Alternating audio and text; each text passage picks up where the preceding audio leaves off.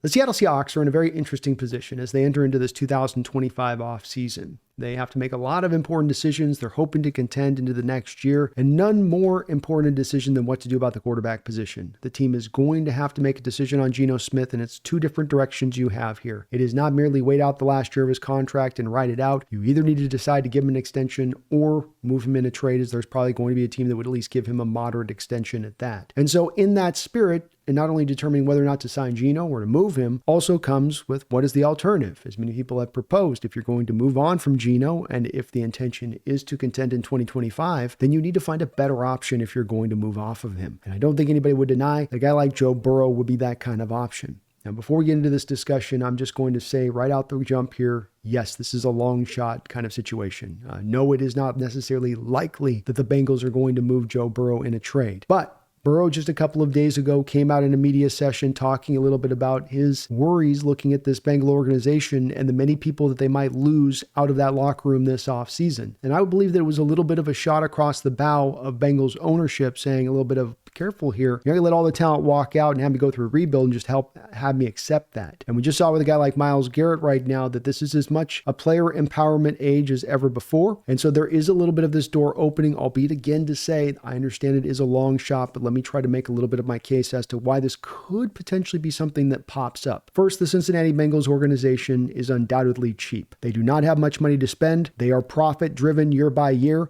rather than just taking all those profits you earn as an ownership and saying, hey, once we sell the team 30 years down the line from owning it, that's where we'll get the profit, but let's keep the team competitive right now. Let's invest everything back into the team. They don't operate that way. They've been known like this for a very long period of time. To that effect, the last time Burrow just signed his contract extension, the team had to sell the naming rights of the stadium for 18 years just to get enough money to put into escrow in order to get the contract signed. Because when you sign those big money deals like they did with Burrow, you've got to put like $100, $200 million into escrow of the guaranteed money, even if you're not giving all that money to Burrow right out the jump. And they really struggled to do that, where most owners would just have to simply pull out a couple dollar bills out of the back of their wallet and they could get that job done. Don't undersell that part within this whole situation. And to that ends, when you look at the Bengals in this offseason, Trey Hendricksen looks like he's going to move on out the door into free agency. That's by far their best pass rusher. They've got a receiver in Tee Higgins who they franchise tagged. They, instead of paying him after year 3, didn't pay him, franchise tagged him, and now there's the threat of him, and really they're not going to franchise him again because you can't afford it from their perspective, so he is going to go in free agency. He's a loss for sure. And then you have Jamar Chase, who much like Tee Higgins,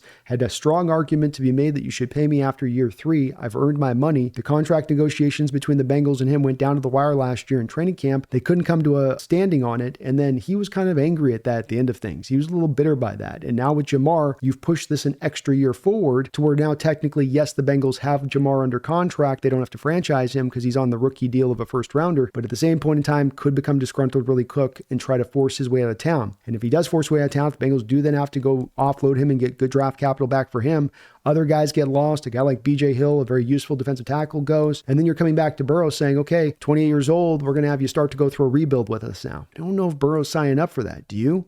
I think that he's going to get pretty unhappy with that pretty quick if this plays out that way. And it's very likely to see it playing out that way because it's really a matter of, are they going to be able to really hold on to Jamar or not? Those other guys, I think, are already out the door by and large. And so this could be something that now suddenly comes to be where the Bengals go, all right, look, we can't force you to go through that. Maybe we'll be a little bit open to trading it. And where people go, well, they would never do that. The Bengals organization has done this.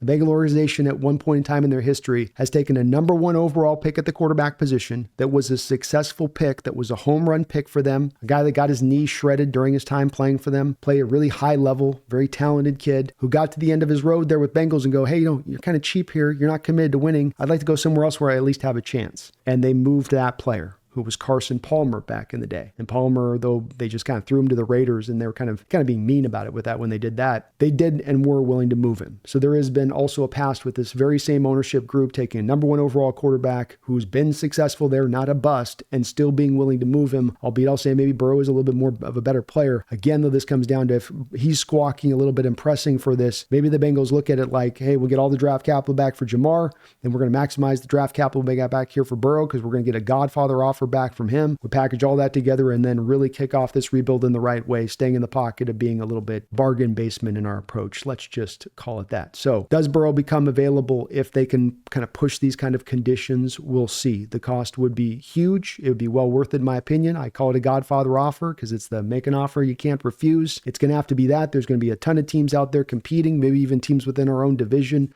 So it's going to take a lot to get this done if you were. It's going to make people really unsettled at the cost if it was going to be possible. But I think what's interesting about this discussion is whether or not it is the smart move, whether or not it is the no-brainer, whether you would give up that huge amount of draft capital that it would take to get this done. I'm not just talking about the Russell Wilson returns here. I'm talking about well above the Russell Wilson returns, picks for days, and a couple of players where it would hurt just a little bit. But you're getting a guy like Joe Burrow. There are some out there that will say, well, what about the contract, Brandon? He just signed the extension. How can he get this done? As I said earlier on this with the Bengal organization, you have a very cheap crew in the way that they run, and that includes even a big major deal like this. So where they acquiesced to Burrow's people and got them the guaranteed money. What they did on that deal is rather than the old deals that you do on this where it would be base and bonus, and so that you'd have such a huge amount of bonus money this early in the deal that if he was to be moved, it just couldn't be possible. Whereas within this deal, what they did is they chopped up the bonus money into instantaneous bonus and then some of its option bonus down the line, which hits the cap on the books when the option bonus time hits, meaning that they're simply on the hook for that other half of the bonus money that was true blue bonus money at the time of contract in pocket for Burrow. And so there is actually a way for this deal to get done, albeit they would take a little bit of a hit as far as the bonus money. It's well within the reaches of recent deals that we've seen across the NFL that teams have been willing to move as far as the dead money goes. So it doesn't make it a no-go area from the contractual standpoint of this. It's all of these other factors along with this. It would make it a little bit harder. This is why you're going to have to give the Godfather up or offer up, is because,